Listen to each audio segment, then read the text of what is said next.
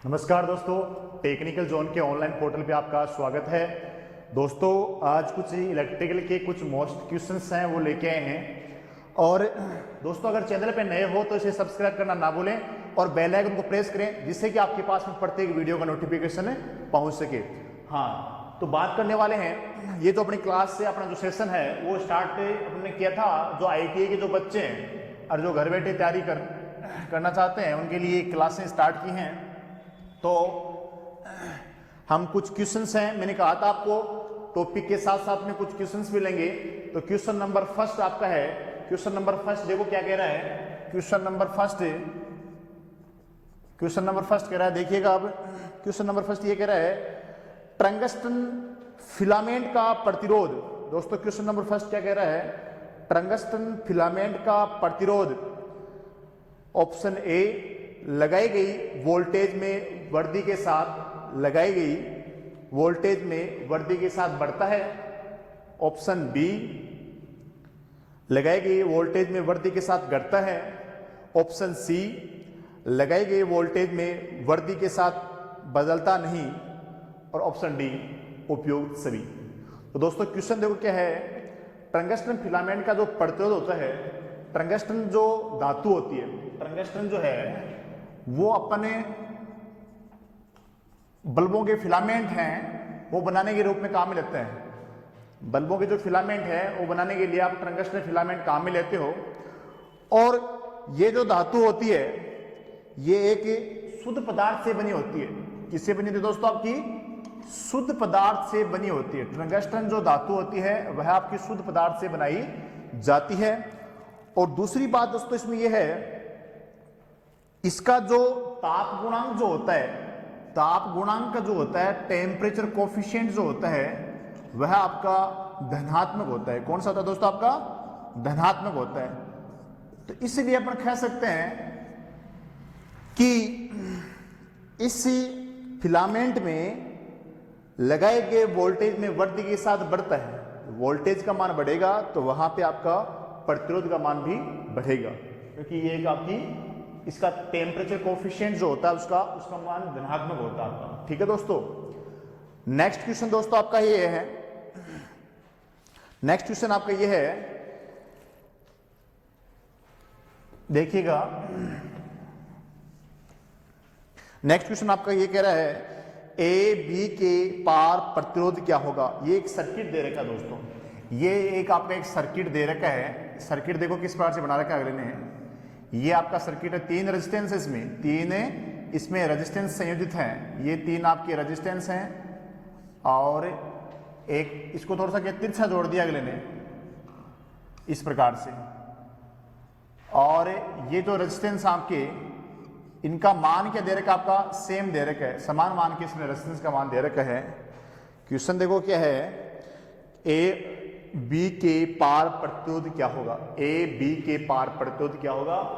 Question number second, question number second के अंदर क्या है आपका, ये सर्किट बना रखा है, ये ए है बिंदु और ये आपका बी है। यहां R1 की जो वैल्यू है, R1 जो है, R1 क्या कोई से कह सकते हैं, तीनों की वैल्यू अगर सेम है, इसका मान भी 10 ओम है, इसके मान भी 10 ओम है और इसका मान भी 10 ओम दे रखा है अगले ने। अब कहना क्या चाह रहा है आपका, ए और बी के बीच में जो इक्विवेलेंट जो रेजिस्टेंस है उसकी वैल्यू निकलवाना चाह रहा है आपसे। ए और बी जो बिंदु है उसके मध्य इक्विवेलेंट जो रेजिस्टेंस है उसका मान आपको ज्ञात करना है। तो बेसिकली आप इसमें आराम से कर सकते हो, क्योंकि देखो इसमें मेन बात ये है कि ये जो रेजिस्टेंस है, ये जो आपका रेजिस्टेंस है बीच वाला, ये भी पैरेलल में है, ये भी पैरेलल में है और ये दोनों तो पैरेलल में आपके है ही हैं। तो इस प्रकार से ये तीनों रेजिस्टेंस जो है वो आपके समानांतर क्रम में है। तो यहां अपने समानांतर क्रम का फॉर्मूला आपको पता है, 1 upon equivalent resistance, 1 upon equivalent resistance 1 upon R1 plus 1 upon R2 plus 1 upon RA3। ये R1 मान लो, ये R2 मान लो और ये आपका RA3 मान लो दोस्तों। इस प्रकार से ये आप मान लो और यहां सिर्फ वैल्यू रख दो। डायरेक्टली आप इसको कर सकते हो, आराम से इसको कर लो, कोई प्रॉब्लम नहीं है। 1 अपॉन R1 की वैल्यू 10 ओम है प्लस 1 अपॉन R2 की वैल्यू भी 10 ओम है प्लस 1 अपॉन R3 की वैल्यू भी आपकी 10 ओम है। वही आप लघुत्तम लोगे 10 आएंगे, इसका भाग इसमें एक बार, तो वही 1 प्लस 1 प्लस से 1 हो जाएगा आपका। तो 1/, इक्विवेलेंट रेजिस्टेंस बराबर क्या हो गया आपका 3/10, 3/10 हो गया। ये क्रॉस मल्टीप्लाई करोगे, देखो यहां क्या हो रहा है आपका 1 1 1 3 हो गया, 3/10 हो गया। यहां आपको इक्विवेलेंट रेजिस्टेंस निकालना है, तो क्रॉस मल्टीप्लाई करोगे तो इक्विवेलेंट रेजिस्टेंस बराबर हो जाएगा आपका 10/3। तो ये दोस्तों हो जाएगा आपका 3.33 ओम। इस प्रकार से ये ए और बी के मध्य इक्विवेलेंट जो रेजिस्टेंस है उसका मान आ जाएगा आपका 3.33 ओम। ये 3 रेजिस्टेंस हैं। तो इस प्रकार से इसमें ऑप्शन जो आपका होगा राइट दोस्तों, सी ऑप्शन आपका है, सी ऑप्शन में 3.33 देने का है, वह आपका राइट ऑप्शन है, आंसर होगा। तो ये दोस्तों आपका सेकंड क्वेश्चन था। अब बात करते हैं थर्ड क्वेश्चन की। ठीक है दोस्तों, थर्ड क्वेश्चन की तरफ चलते हैं। तो अगर दोस्तों चैनल पे नए हो तो इसे सब्सक्राइब करना ना भूलें और ज्यादा से ज्यादा इस वीडियो को शेयर करें।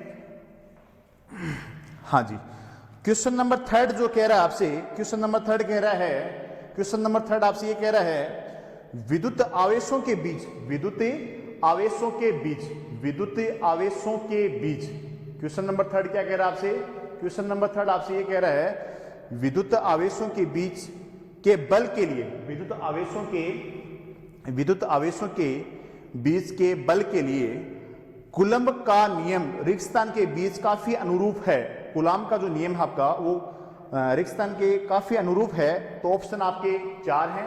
ऑप्शन नंबर 4 देखो, ऑप्शन नंबर ए न्यूटन के गुरुत्वाकर्षण सिद्धांत, न्यूटन के गुरुत्वाकर्षण सिद्धांत, और ऑप्शन बी न्यूटन का गति नियम, न्यूटन का गति नियम, और ऑप्शन सी ऊर्जा के संरक्षण नियम, और डी ऑप्शन आपका गॉस का नियम। तो दोस्तों हम कह सकते हैं जो आपका न्यूटन का जो गुरुत्वाकर्षण नियम है वही अपन कह सकते हैं कूलम्ब का जो नियम कहना चाह रहा है। तो दोनों अपन कह सकते हैं दोनों आवेशों के मध्य जो Q1 और Q2 जो हैं दोनों आवेशों के मध्य, जैसे अपन कह सकते हैं ये Q1 है और ये यहाँ पे आपका Q2 है, तो इनके मध्य जो आकर्षण जो भी आकर्षण प्रतिकर्षण जो भी इसमें बल लगता है आपका Q1 और Q2 के मध्य, तो वो अपन कह सकते हैं वो सिर्फ न्यूटन के गुरुत्वाकर्षण नियम के अंदर ही लागू होता है। तो हम कह सकते हैं आवेशों के बीच में आकर्षण या प्रतिकर्षण जो बल का अनुभव होता है उसके समानुपाती माना गया है। तो यही आपका ऑप्शन होगा, आपका ऑप्शन ए न्यूटन के गुरुत्वाकर्षण का नियम। दोस्तों नेक्स्ट आपका फोर्थ नंबर क्वेश्चन है, उसके बारे में बात करते हैं। फोर्थ नंबर क्वेश्चन क्या कह रहा है, किसी परिपथ के किसी, थर्ड नंबर हो गया आपका, बात करते हैं फोर्थ नंबर क्वेश्चन की। फोर्थ नंबर क्वेश्चन क्या कहना चाह रहा है आपको, देखिएगा क्वेश्चन नंबर 4 देखिएगा। क्वेश्चन ये कह रहा है आपका किसी परिपथ के या किसी परिपथ में श्रेणी क्रम में 3 समान प्रतिरोध 18 वोल्ट की सप्लाई से जुड़े हुए हैं, जहां धारा का मान 1 एम्पियर, जहां धारा का मान क्या कर रहा है आपका 1 एम्पियर है, प्रत्येक प्रतिरोध का मान होगा, प्रत्येक प्रतिरोध का मान होगा। दोस्तों क्वेश्चन बहुत शानदार क्वेश्चन आपका, बहुत ही शानदार क्वेश्चन है। क्या कह रहा है आपका, देखिएगा, देखो 3 इसमें रेजिस्टेंस हैं, 3 इसमें क्या दे रखे हैं आपके रेजिस्टेंस दे रखे हैं, कौन से क्रम में कनेक्टेड हैं आपके, सीरीज में कनेक्टेड हैं। 3 रेजिस्टेंस हैं वह सीरीज में कनेक्टेड हैं जी, हाँ जी। और इसमें क्या लगा रखी है आपकी, बैटरी लगा रखी है। बैटरी कितने वोल्ट की आपकी, 18 वोल्ट की है क्या, 18 वोल्ट की बैटरी लगा रखी है, ये आपका कनेक्शन है।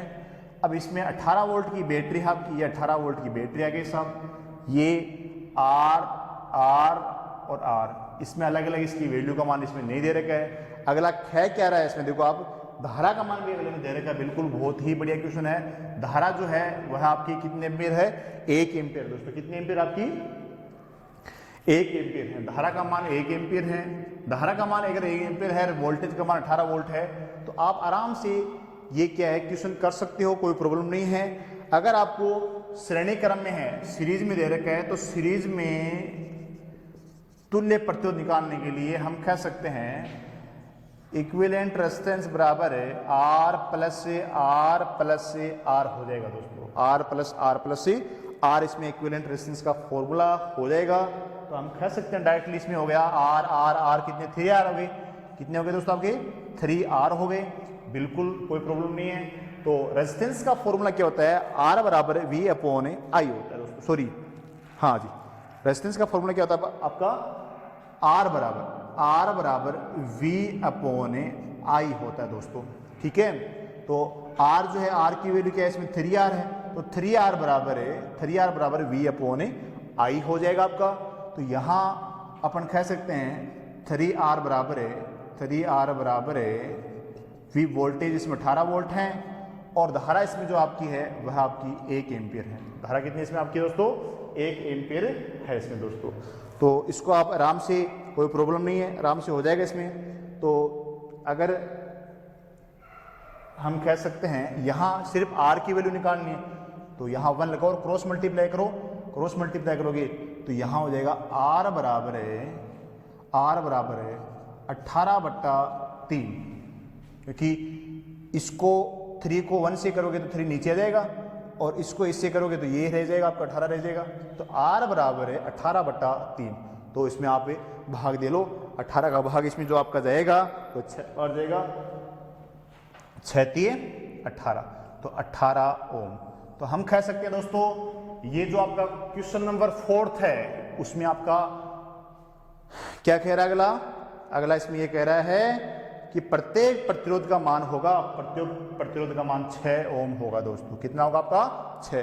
तो इसमें ऑप्शन जो आपका होगा बी ऑप्शन इसमें राइट है, ऑप्शन में होगा दोस्तों। क्वेश्चन नंबर 5 की तरफ चलते हैं। क्वेश्चन नंबर 5 की तरफ देखिएगा। क्वेश्चन नंबर 5 ये कह रहा है आपसे 1.5 वोल्ट स्रोत में 1 किलो ओम का प्रतिरोध लगाए जाने पर परिपथ में धारा का मान कितना होगा, परिपथ में धारा का मान कितना होगा। देखो धारा पूछ रहा है इसमें, बहुत ही शानदार क्वेश्चन है। देखो क्या कह रहा है डायरेक्टली, ये तो ओम के नियम पर आपके सारे क्वेश्चन बनते हैं। तो क्वेश्चन नंबर 5 को लिखते हैं हम। क्वेश्चन नंबर 5 क्या कह रहा है, हाँ जी, धारा पूछ रहा है इसमें और क्या क्या दे रखा अगले ने दे रखा है इसमें वोल्टेज का मान जो है आपका 1.5 वोल्ट दे रखा है। कितना दे रखा आपका 1.5 वोल्ट दे रखा है। और जो रेजिस्टेंस है वह आपका दे रखा आपका 1 किलो ओम दे रखा है। आर की वैल्यू दे रखी है 1 किलो ओम दे रखी है। निकालना है कि आपको आई निकालना है, तो आई बराबर वी अपॉन आर होता है और वी वोल्टेज कितना होता है 1.5 होता है। और 1 किलो ओम को अगर देखा जाए आई बराबर जो वी अपॉन आर फॉर्मूला है इसी के माध्यम से निकालोगे आप इसमें। तो आर रेजिस्टेंस है 1 किलो ओम को ओम में करोगे तो आप क्या करोगे, यहाँ पे 1000 से मल्टीप्लाई करोगे। किलो ओम को ओम में करने के लिए 1000 से मल्टीप्लाई करते हैं, मेगा ओम में दे रखा है तो आप क्या करोगे इसमें 10 लाख से मल्टीप्लाई करते हो, ठीक है। तो यहां आपका 1000 आ गया 1.5। हम कह सकते हैं यहाँ पे ये बिंदु आप बैठाओगे तो नीचे यहां 10 आ जाएगा, तो यहां इसको ऊपर ले जाओ। 3 बिंदु है 1 2 3 4, तो 4 संख्या बाद छोड़ के यहाँ पे आप पॉइंट लगा 1 2 0 लगाओ, फिर यहाँ पे आपके आई की वैल्यू आ जाएगी। तो आई की वैल्यू यहाँ आपकी जो आएगी वो आएगी दोस्तों कितना 0.0015 एम्पियर। ये जो आपका ऑप्शन है दोस्तों, ये ऑप्शन जो आपका है वह ऑप्शन कौन सा आपका डी ऑप्शन है। कौन सा ऑप्शन आपका डी ऑप्शन हो जाएगा इसमें दोस्तों आपका, ठीक है। अब बात करते हैं दोस्तों नेक्स्ट आपका 6 नंबर क्वेश्चन की तरफ चलते हैं। क्वेश्चन नंबर 6 क्या कह रहा है आपसे, क्वेश्चन नंबर 6 की बात करते हैं। तो क्वेश्चन नंबर 6 जो आपसे ये कह रहा है दोस्तों 2 प्रतिरोध, क्वेश्चन नंबर 6 जो आपका कह रहा है कि 2 प्रतिरोध R1 और R2 विद्युत स्रोत से समानांतर जुड़े हैं। R1 का मान R2 से 4 गुना है, तो R1 में कितनी विद्युत धारा प्रवाहित होगी, R1 में कितनी विद्युत धारा प्रवाहित होगी। क्वेश्चन बहुत ही शानदार है। 2 प्रतिरोध दे रखे हैं दोस्तों, कौन कौन से, R1 दे रखा है और एक आपका R2 दे रखा है। तो अपन इसमें क्या पूछना चाहता है आपसे दोस्तों, दोनों क्या है पैरेलल में जुड़े हैं, कौन से क्रम में जुड़े हैं, समानांतर क्रम में जुड़े हुए हैं। R1 का मान R2 से 4 गुना है। R1 का मान जो है वो R2 से कितना गुना है, 4 गुना है आपसे दोस्तों। कितना गुना है आपसे, 4 गुना है दोस्तों। R1 में कितनी विद्युत धारा प्रवाहित होगी। तो बिल्कुल आप इसमें पहले आप चीज ये कन्फर्म करोगे कि R1 का मान R2 से कितना गुना है, 4 गुना है। कितना गुना है भैया, 4 गुना है। कितना है आपका R1 का मान R2 से कितना गुना, आपसे 4 गुना है दोस्तों। दूसरी स्टेप इसमें ये रहती है आपकी दोस्तों, R1 जो है आपका, हम कह सकते हैं R1 जो है वो कितना है आपका, तो R1 डायरेक्टली लिख दो इसमें, R1 बराबर 4R2 मान लो। इसमें क्या प्रॉब्लम है भाई, यही तो हुआ ना आपका, 4 गुना ज़्यादा मतलब ये तो ना R1 जो इसकी वैल्यू है वो तो 4R2 के बराबर है, इक्वल है। ठीक है, चलो ये भी मान लिया, कोई बात नहीं है। दूसरी बात इसमें ये अपना ये कहना चाह रहे हैं, या फिर इसमें ये कह दो आप भाई, या फिर इसमें ये भी कह सकते हैं ना भाई, तो धारा प्रतिरोध की व्युत्क्रमानुपाती होती है, तो R1 का प्रतिरोध R से 4 गुना है, तो 4 गुना है तो धारा जो हो जाएगी वो दोस्तों आपकी 1/4 भाग हो जाएगी भाई। I बराबर V/R होता है, यही तो बात है ना आपका। इसमें कह रहा है R1 का मान R2 से 4 गुना है, 4 गुना मान लिया, तो मैं कह रहा हूं ये लिख दिया मैंने, R1 की वैल्यू है वो 4R2 के बराबर है, इक्वल है, यही तो है ना आपका। या ये कह दो कि R1 बराबर 4/R2 मान लो, चाहिए ऐसे कर लो, कोई बात नहीं, एक ही बात है।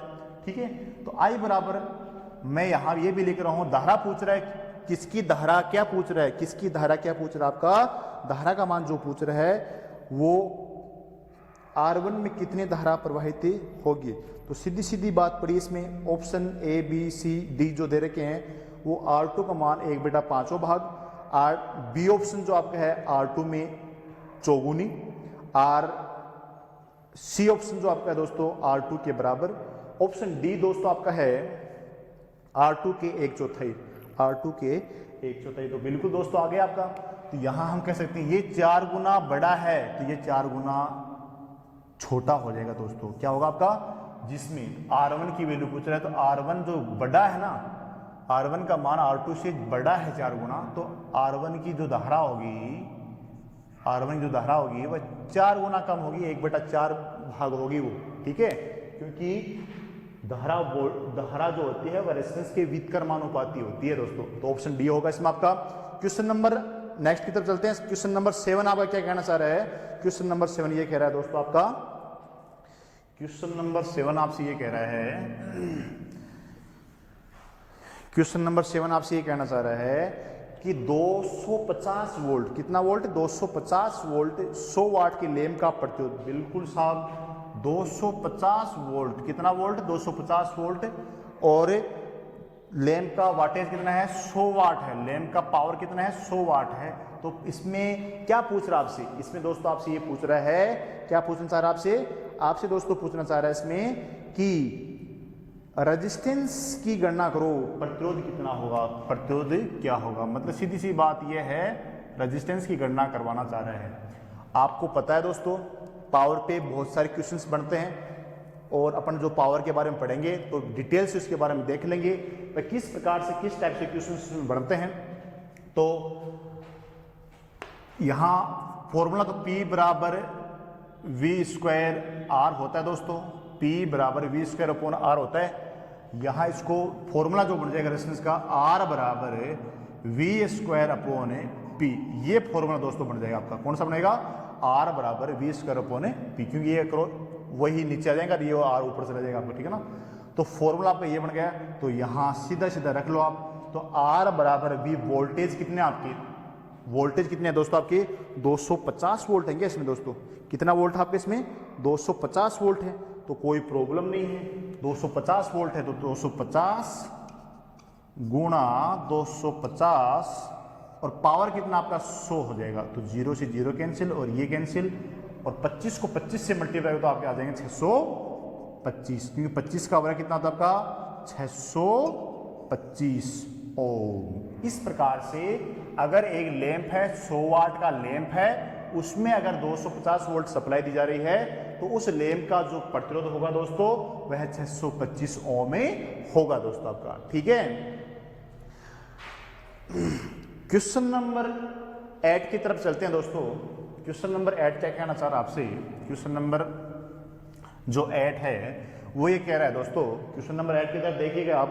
क्वेश्चन नंबर 8 आपसे ये कह रहा है तीन ओम प्रतिरोधकों तीन ओम प्रतिरोधकों को एक त्रिभुज के रूप में जोड़ा गया है, किन्हीं दो कोनों के बीच प्रतिरोध क्या होगा। बिल्कुल बहुत शानदार क्वेश्चन है।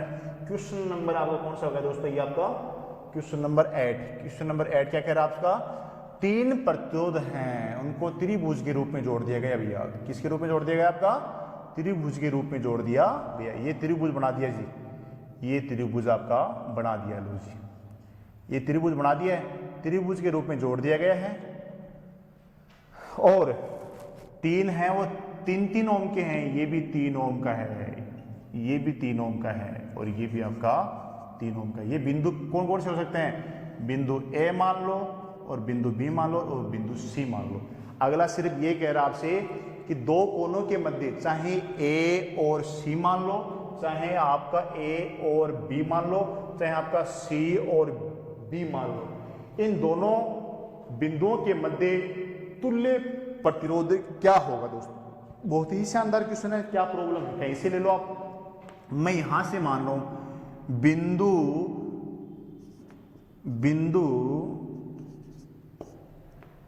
सी और बी के मध्य इक्विवेलेंट रेजिस्टेंस। तो दोस्तों आप इस सर्किट को समझना, पहले यहां पॉइंट रख रहे हैं, यहां मेन पॉइंट लगा दिया इसमें, तो यहां लगाओगे तो ये कौन से क्रम में जुड़ा हुआ है भाई, यहां से ये दोनों रेजिस्टेंस कौन से क्रम में जुड़े हुए हैं, ये 3 ओम और ये 3 ओम जो आपका रेजिस्टेंस है वह कौन से क्रम में जुड़े हुए हैं दोस्तों, आपका वह आपके सीरीज में जुड़े हुए हैं। तो सीरीज में डायरेक्टली आप कर दोगे, क्या करोगे इसमें 3 + 3 ये हो गया आपका 6 ओम। यहाँ ये जो सर्किट तैयार हुआ है दोस्तों, वह सर्किट आपका इस प्रकार से हो गया है। ये रेजिस्टेंस हो गया आपका और एक रेजिस्टेंस आपका ये हो गया। अब आप आराम से कर सकते हो, कोई प्रॉब्लम नहीं है। ये बिंदु कहीं से भी ले लो आपसे, ये अभी जो आपने निकाला है कितना ओम निकाला अभी आपने, 6 ओम, ये 6 ओम आ गया और ये आपका बाकी कौन सा रह गया, 3 ओम। कौन सा रह गया आपका 3 ओम, ये 3 ओम रहे आपका, ठीक है। अब आप कर लो आराम से, कोई प्रॉब्लम नहीं, क्योंकि वही आपका इक्विवेलेंट रेजिस्टेंस बराबर क्या होता है, फॉर्मूला जो होता है आपका डायरेक्टली, दो ही रेजिस्टेंस है तो डायरेक्टली कर लो इसमें। इक्विवेलेंट रेजिस्टेंस बराबर है, जो वैल्यू जो होती है एक बार तो मल्टीप्लाई में होती है और एक बार प्लस में होती है, तो यहाँ ऊपर मल्टीप्लाई में ले लो, 6 × 3 अपॉन 6 + 3, तो 6 18, 18/9, तो 9 दूनी 18। तो ये जो आपका होगा किसी भी बिंदु से ले लो, चाहे ए सी से ले लो, ए बी से ले लो, चाहे सी और बी से ले लो, इक्विवेलेंट जो रेजिस्टेंस है, टोटल जो रेजिस्टेंस है वहां पे वो है आपका 2 ओम आ जाएगा दोस्तों। कितना आ जाएगा आपका 2 ओम। तो इसमें दोस्तों आप ऑप्शन देखिएगा, क्या ऑप्शन दे रखे हैं अगले ने, 3/4 ओम, 3/4 ओम, 3 ओम। ए ऑप्शन आपका 3/4 ओम, बी ऑप्शन आपका है 3 ओम और सी ऑप्शन दोस्तों आपका है 2 ओम और डी ऑप्शन आपका 4/3 ओम। तो ऑप्शन इसमें राइट कौन सा होगा दोस्तों, आपका सी ऑप्शन जो होगा वह आपका राइट ऑप्शन होगा। तो इसमें क्या होगा 2 ओम में होगा। क्वेश्चन नंबर नेक्स्ट की तरफ चलते हैं दोस्तों। क्वेश्चन नंबर 9 क्या कहना चाह रहा है आपसे, क्वेश्चन नंबर 9 की तरफ चलते हैं। क्वेश्चन नंबर 9 जो है आपका वह आपका ये कह रहा है मृद सोल्डर, क्या कह रहा है आपसे, मृद सोल्डर का संयोजन, the composition of soft solder, मतलब ये कहना चाह रहा आपसे मृद सोल्डर का संयोजन होगा। तो ऑप्शन इसमें आपका ए है। टिन का मतलब सोल्डर जो होता है, सोल्डर वायर जो होता है उसको बोलते हैं सोल्डर, जो सोल्डरिंग आयरन में काम में लेते हैं, उसमें किन किन धातुओं का समावेश होता है इसके बारे में बात करते हैं। तो टिन और लेड का ज्यादातर अपने करते हैं, टिन और लेड के बारे में बात करते हैं दोस्तों। तो अगला इसमें देखो क्या कह रहा है आपसे, ऑप्शन जो दे रखे हैं, ऑप्शन इसमें जो दे रखे हैं, ऑप्शन ए जो ऑप्शन आपका है, ऑप्शन ए है, ये कह रहा है लेड 37% और tin 63%, A option. Option B lead 50%, tin 50%, option C lead 50% और टिन 30%, ऑप्शन डी लेड 50% और टिन 37%। तो दोस्तों सॉफ्ट अगर सोल्डर की बात करते हैं तो यहाँ पे हम कह सकते हैं सॉफ्ट सोल्डर जो होता है उसमें जो टिन और लेड का समावेश होता है। किसका होता है आपका? टिन और लेड का। टिन को बोलते हैं कलई।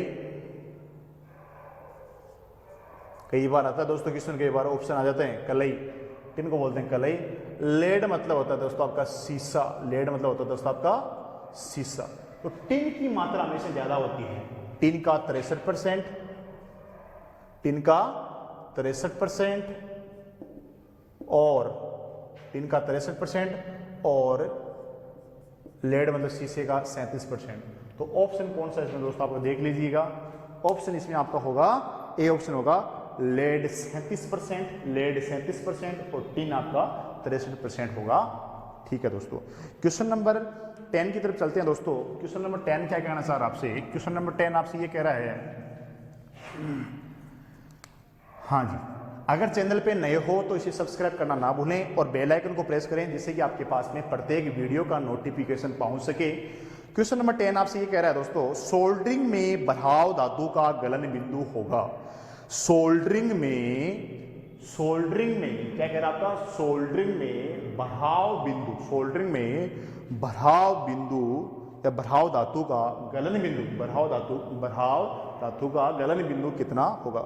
तो इसमें ऑप्शन दे रहे हैं आपके। ऑप्शन नंबर 1 है 420 डिग्री सेंटीग्रेड के नीचे, 420 डिग्री सेंटीग्रेड के ऊपर। ऑप्शन ए है आपका 420 डिग्री सेंटीग्रेड के नीचे। ऑप्शन बी आपका है 420 डिग्री सेंटीग्रेड के ऊपर। ऑप्शन सी है आपका दोस्तों 520 डिग्री सेंटीग्रेड के नीचे। ऑप्शन डी है दोस्तों आपका 520 डिग्री सेंटीग्रेड के ऊपर। तो दोस्तों सीधी सी बात है, ऑप्शन आपका इसमें होगा बी ऑप्शन होगा, क्योंकि सोल्डरिंग जो होता है उसमें 420 डिग्री सेंटीग्रेड के ऊपर क्या होता है आपका? 420 डिग्री सेंटीग्रेड के उसका ऊपर टेम्परेचर होता है। तो ऑप्शन क्या होगा आपका? Option number B 420 degree centigrade के ऊपर होगा दोस्तों। ठीक है, क्वेश्चन नंबर 11 की तरफ चलते हैं दोस्तों। क्वेश्चन नंबर 11 क्या कहना चाह रहा आपसे? क्वेश्चन नंबर 11 है दोस्तों आपका, क्वेश्चन नंबर 11 आपसे ये कहना चाह रहा है दोस्तों, क्वेश्चन नंबर 11 जो है वह आपसे ये कहना चाह रहा है, हाँ जी, क्वेश्चन नंबर जो 11 है वह आपसे दोस्तों ये कहना चाह रहा है,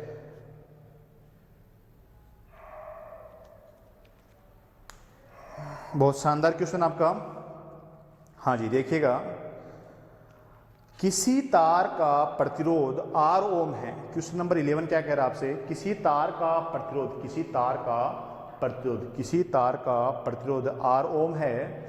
इस तार की लंबाई बढ़ाकर दोगुनी कर दी जाती है। अब इसका प्रतिरोध क्या होगा? बहुत ही शानदार क्वेश्चन है। किसी तार का प्रतिरोध क्या आपका? R ओम है। क्या है आपका? R ओम है। इसकी लंबाई बढ़ाकर, इसकी लंबाई क्या कर रहे हैं? बढ़ाकर कितनी गुनी कर रहे हैं? दोगुना कर दी जाती है। लंबाई को दोगुना कर दिया जाता है। लंबाई को क्या कर रहे हैं इसमें दोस्तों?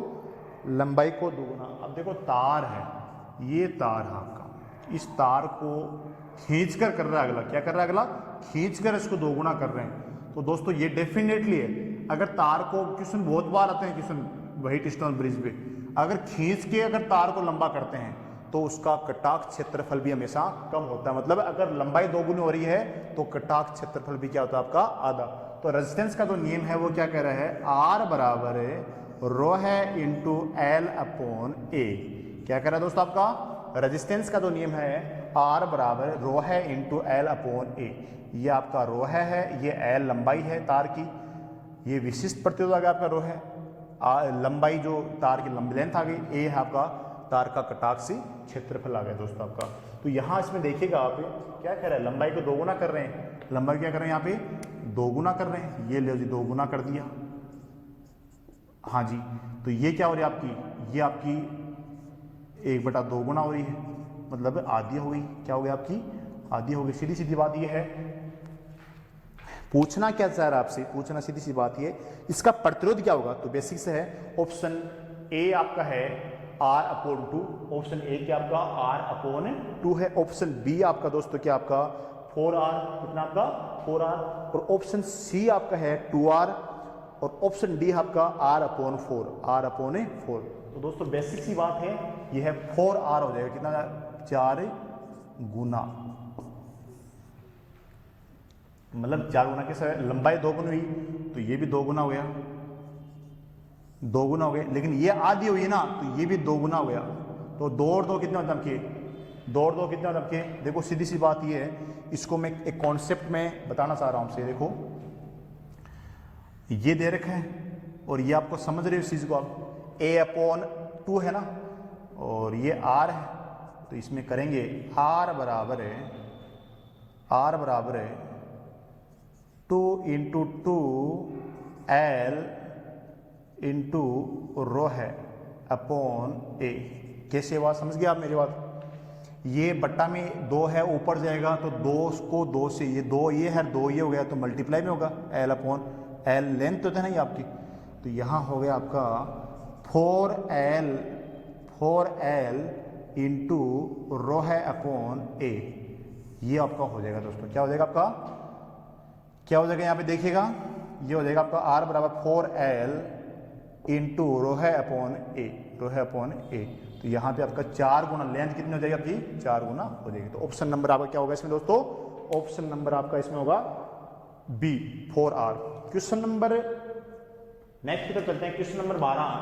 क्वेश्चन नंबर 12 क्या कहना चाह रहा है दोस्तों आपसे, क्वेश्चन नंबर 12 ये कहना चाह रहा है चालक का प्रतिरोध निम्नलिखित पर निर्भर करता है। देखो ये आपके सामने पड़ा है यहाँ पे, चालक का प्रतिरोध निम्नलिखित किस पे निर्भर करता है। चालक तार का प्रतिरोध हमेशा R बराबर है रो है इंटू l अपॉन a। ये समझिएगा दोस्तों, ये तो आपका है रो है विशिष्ट प्रतिरोध है, क्या आपका विशिष्ट प्रतिरोध। ये l है चालक तार की लंबाई और ये a है ये तार का कटाक्षी क्षेत्रफल होता है। देखो ये जो आपका इंडिकेट कर रहा हूं मैं, ये तार है, ये तार की लेंथ हो गई, ये एक कटाक्ष क्षेत्रफल आ गया इसका। और विशिष्ट प्रतिरोध जो होता है वह हर तार का, प्रत्येक तार का अलग अलग होता है। उसकी संरचना के अनुसार हम कह सकते हैं तांबे का अलग है, चांदी का अलग होता है, अलग अलग धातुओं का अलग अलग विशिष्ट प्रतिरोध होता है।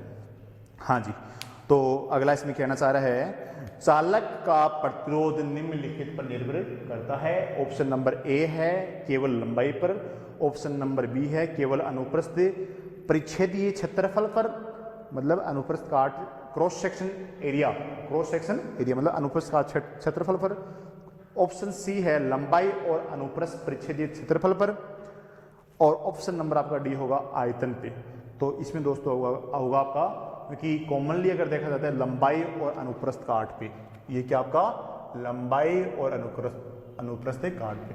रेजिस्टेंस हमेशा जो होता है वो लेंथ मतलब लंबाई बढ़ाओगे तो बढ़ जाएगा और कटाक्ष क्षेत्रफल बढ़ाओगे तो बढ़ जाएगा। इसमें विशिष्ट प्रतिरोध तो आप लगभग बहुत ही कम, एक विशेष कंडीशन होती है वहां आप चेंज करते हो, नहीं तो आपको चेंज करने की जरूरत नहीं होगी आपको। तो इसमें ऑप्शन हो जाएगा आपका दोस्तों सी ऑप्शन हो जाएगा लंबाई और अनुप्रस्थी परिच्छेदीय क्षेत्रफल पे।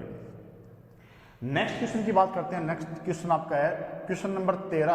क्वेश्चन नंबर 13 क्या कह रहा है दोस्तों आपसे, क्वेश्चन नंबर 13 आपसे ये कह रहा है, देखिएगा विशिष्ट प्रतिरोध की इकाई क्या होती है। दोस्तों बहुत ही सिंपल है, विशिष्ट प्रतिरोध की इकाई जो होती है आपकी, वह आपकी होती है दोस्तों ओम मीटर।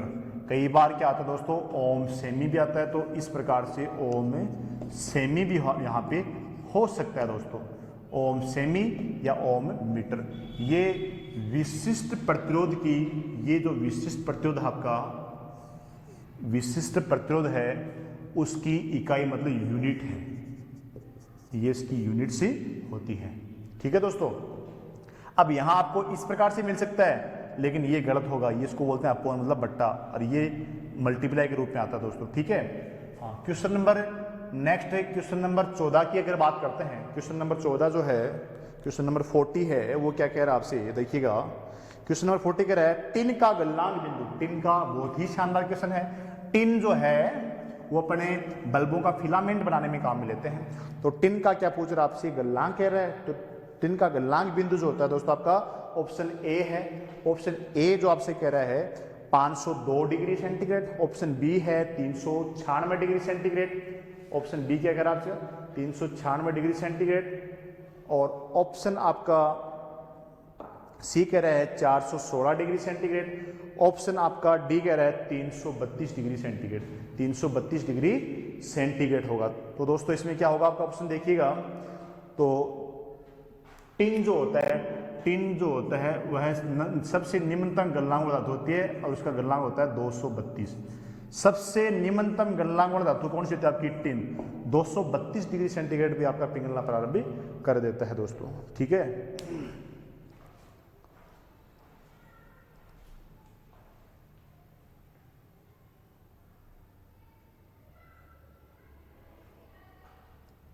हाँ जी, क्वेश्चन नंबर 15 की तरफ चलते हैं। क्वेश्चन नंबर 15 क्या कहना चाह रहा है आपसे दोस्तों, क्वेश्चन नंबर 15 जो है आपसे कहना चाह रहा है, देखिएगा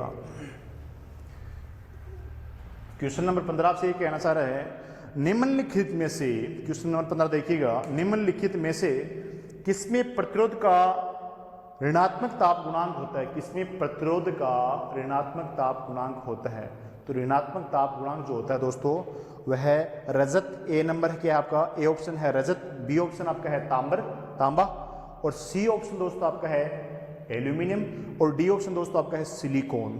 तो ऑप्शन क्या होगा आपका इसमें सिलिकॉन जो होता है, सिलिकॉन आपका अर्धचालक पदार्थ होता है, और अर्धचालक पदार्थ जितने भी होते हैं उनका ताप गुणांक जो होता है, टेम्परेचर कोफिशिएंट, ताप गुणांक जो होता है वह हमेशा ऋणात्मक होता है। क्या दोस्तों आपका ऋणात्मक होता है, नोट कर लीजिएगा इसका।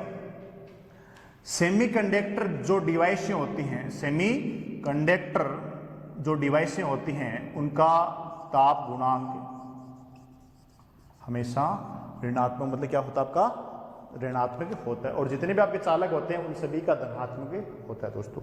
हाँ जी, नेक्स्ट क्वेश्चन की तरफ चलते हैं दोस्तों। क्वेश्चन नंबर आपका 15 हो गया दोस्तों, क्वेश्चन नंबर 16 की तरफ चलते हैं। क्वेश्चन नंबर 16 जो आपसे है वो क्या कहना चाह रहा है दोस्तों, क्वेश्चन नंबर 16 कहना चाह रहा है आपसे दोस्तों, क्वेश्चन नंबर 16 क्या कहना चाह रहा है आपसे, किसी चालक का विशिष्ट प्रतिरोध निर्भर करता है, किसी चालक का विशिष्ट प्रतिरोध निर्भर करता है। ऑप्शन ए है उसकी लंबाई एवं कटाक्ष, उसकी लंबाई एवं कटाक्ष क्षेत्रफल पर। ऑप्शन बी चालक के पदार्थ की प्रकृति पर। ऑप्शन सी चालक की लंबाई पे। ऑप्शन डी है उपयुक्त में से कोई भी नहीं। तो विशिष्ट प्रतिरोध जो होता है वो प्रकृति पे निर्भर करता है, मतलब सीधी सी बात यह है धातु पे निर्भर करता है, कौन सी धातु कहाँ मिले। चांदी का अलग होता है, तांबे का अलग होता है, एल्यूमिनियम का अलग होता है। तो अलग अलग धातुओं का अलग अलग विशिष्ट प्रतिरोध या प्रतिरोधकता उनकी अलग अलग होती है दोस्तों, ठीक है। हाँ जी, तो इसमें ऑप्शन कौन सा हो जाएगा आपका दोस्तों, ऑप्शन डी हो जाएगा, चालक पदार्थ के प्रकृति पे निर्भर करता है। नेक्स्ट क्वेश्चन की तरफ चलेंगे दोस्तों। 17 नंबर क्वेश्चन है, धात्विक प्रतिरोध का प्रतिरोध तापमान बढ़ने पर, धात्विक प्रतिरोध का प्रतिरोध तापमान बढ़ने पर। तो इसमें ऑप्शन आपके ए है घटता है, ऑप्शन बी नियत रहता है, ऑप्शन सी है बढ़ता है, ऑप्शन डी है परिवर्तित होता रहता है दोस्तों। तो हमेशा धात्विक प्रतिरोध का जो प्रतिरोध होता है, धात्विक प्रतिरोध का जो प्रतिरोध होता है वह तापमान बढ़ने पे भी रेजिस्टेंस का मान बढ़ता है।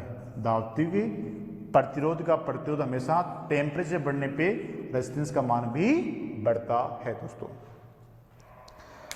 क्वेश्चन नंबर 18 की तरफ चलते हैं दोस्तों। क्वेश्चन नंबर 18 क्या कहना चाह रहा है आपसे, क्वेश्चन नंबर 18 आपसे ये कहना चाह रहा है दोस्तों, शानदार क्वेश्चन है। क्वेश्चन नंबर 18 आपसे कहना चाह रहा है, निम्नलिखित में से दर्शित परिपथ में धारा का मान होगा। बिल्कुल शानदार क्वेश्चन है, वही आपका त्रिभुज के समान ये आपका रेजिस्टेंस के रूप में, ये मान लीजिए यहाँ पर भी ये भी रेजिस्टेंस है, ये लो जी रेजिस्टेंस, ये भी रेजिस्टेंस है और ये भी रेजिस्टेंस है, और यहाँ भी नीचे भी लगा दिया इसमें रेजिस्टेंस, ये लो साहब रेजिस्टेंस, त्रिभुज बना दिया यहाँ पे, और यहाँ लगा दिया अगले ने बैटरी, यहाँ क्या लगा दिया अगले ने, बैटरी लगा दी दोस्तों। ये लो सा बैटरी। अब देखो मान दे रखा है इसमें, अगले ने दे रखा है 2 ओम का सभी का मान दे रखा है, वोल्ट भी दे रखा है, धारा पूछ रहा है इसमें। नॉर्मल सा क्वेश्चन आपका, वोल्टेज का मान 2 वोल्ट है, रेजिस्टेंस का मान भी 2 ओम है, इसका मान भी 2 ओम है और इसका मान भी आपका 2 ओम है। तीनों का मान आपका 2-2 ओम है, इसका, इसका और इसका। यहाँ बैटरी जो जोड़ रखी है आपने वह आपकी 2 वोल्ट की है दोस्तों। धारा को निकालना है, धारा की गणना करना है आपको, तो आराम से आप कर लोगे, कोई प्रॉब्लम इसमें है नहीं। सीधी सी बात यह है, वो का वो सिस्टम है, पहले हमने क्वेश्चन किया था, ऐसा कोई प्रॉब्लम है नहीं। वो ही आपका पॉइंट है, यहाँ से यहाँ तक ये दोनों सीरीज में है, तो इक्विवेलेंट रेजिस्टेंस बराबर है 2 + 2 हो गया आपके 4 ओम, और ये 4 ओम जो है उसका आपका समान, इसके यहाँ समांतर में जुड़ गया, ये 2 4 ओम का हो गया, ये 4 ओम का समांतर में है इसके, तो इसका समांतर का फॉर्मूला होता है इक्विवेलेंट रेजिस्टेंस बराबर है 4 × 2 / 4 + 2, तो इक्विवेलेंट रेजिस्टेंस हो जाएगा दोस्तों आपका 4 दूनी 8, 8/6। यहाँ दोस्तों इक्विवेलेंट जो रेजिस्टेंस हो जाएगा आपका 4/6, 4 यहाँ पे 6 हो जाएगा दोस्तों। पूछ क्या रहा आपसे, धारा पूछ रहे, तो I बराबर V/R हो जाएगा दोस्तों। तो I बराबर V, यहाँ पे 2 वोल्ट है, तो 2 वोल्टेज कितना है यहाँ पे 2 वोल्ट है, 2/R का मान कितना, 8/6।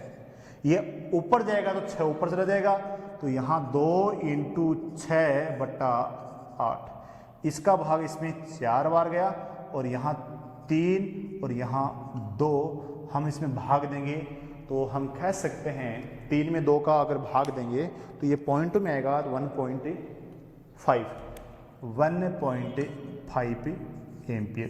तो ये दोस्तों आपका हो जाएगा इसमें ऑप्शन नंबर, इसमें कौन सा हो जाएगा आपका, option number A. Option number A में आपका 1.5 एम्पियर। नेक्स्ट क्वेश्चन की तरफ चलते हैं दोस्तों। क्वेश्चन नंबर 19 की बात करते हैं। क्वेश्चन नंबर 19 की अगर बात करते हैं दोस्तों, वो का वो आपका सेम टू सेम क्वेश्चन इसी की तरह से क्वेश्चन आपका है। क्या कहना चाह रहा है, देखिएगा क्वेश्चन आपसे कह रहा है कि 100 वाट 230 वोल्ट, क्वेश्चन 19 नंबर क्वेश्चन कह रहा है 100 वाट 230 वोल्ट लैंप का प्रतिरोध क्या होगा। बहुत ही इजी क्वेश्चन आपका, बहुत ही इजी क्वेश्चन है। 100 वाट 230 वोल्ट हमने किया था, सेम टू सेम क्वेश्चन ऐसा आपका, सेम टू सेम हमने ऐसा क्वेश्चन कर लिया दोस्तों आपका, ठीक है। तो वही आपका R बराबर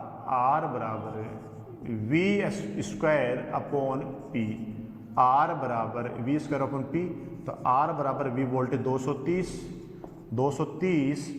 × 230 अपॉन पावर 100 है, वो 202 कैंसिल, 23 को मल्टीप्लाई करो 23 से, तो 23 का जो वर्ग होता है दोस्तों आपका वह कितना होता है दोस्तों, वह आपका 529 होता है। कितना होता है आपका 529 होता है आपका, ठीक है दोस्तों, 529 ओम।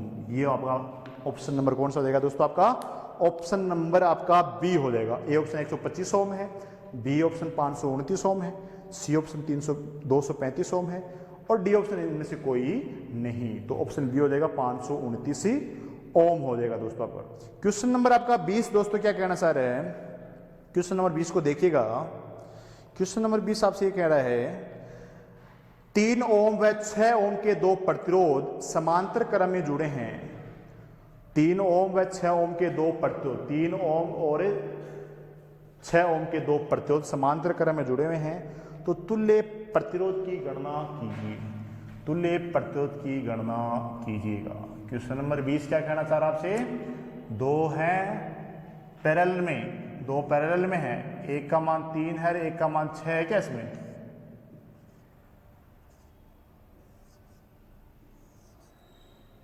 हाँ जी। तो कितना कितना ओम का, 3 ओम और 6 ओम है, ये 3 ओम मान लिया और ये आपका 6 ओम मान लिया। 6 ओम ये है, R1 ये है और R2 ये है। यहाँ ये बिंदु आ गया। इक्विवेलेंट रेजिस्टेंस की गणना करो, तो सेम टू सेम आपका इक्विवेलेंट रेजिस्टेंस बराबर वो ही हो जाएगा आपका R1, फॉर्मूला इसमें R1 × R2 upon R1 plus R2, ये फॉर्मूला है समानांतर का अगर दो रेजिस्टेंस हैं तो यहाँ डायरेक्टली इसको कर सकते हो। R1 का मान 3 इंटू 6 अपॉन 3 प्लस 6, 6 18 बट्टा 9, तो ये दोस्तों आ जाएगा आपका इक्विवेलेंट रेजिस्टेंस आ जाएगा आपका यहाँ पे 9 दूनी 18 2 ओम। इस प्रकार से दोस्तों क्वेश्चन नंबर 20 था आपका ये, और इसमें ऑप्शन हो जाएगा आपका बी, कितना हो जाएगा आपका 2 ओम। ठीक है दोस्तों, तो आज के लिए इतना ही। अगर आप चैनल पे नए हो तो इसे सब्सक्राइब करना ना भूलें, और इस वीडियो को दोस्तों आप ज़्यादा से ज़्यादा शेयर कीजिएगा। ठीक है दोस्तों, धन्यवाद।